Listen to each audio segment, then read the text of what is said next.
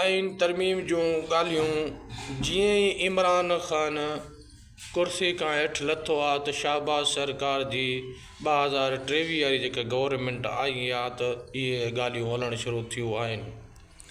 27 आइन तरमीम जो मक़सदु इहो आहे त माना नंढनि सूबनि जा अख़्तियारात ख़तमु कया वेंदा। KPK बलूचिस्तान सिंध जो अख़्तियार ख़तमु कयो वेंदो।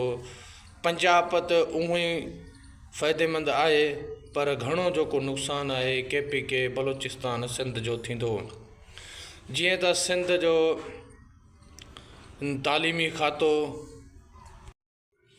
खाते खां पोइ NFC एवॉर्ड बि खसियो वेंदो।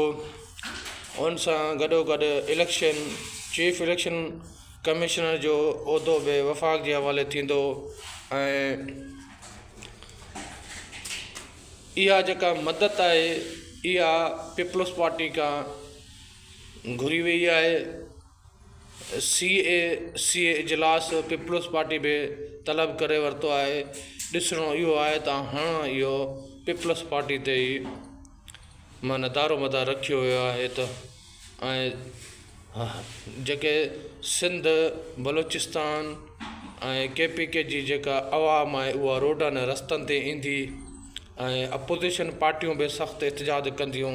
ॾिसणो इहो आहे त छा 27 आइन तरमीम पेश थी सघे थी या न।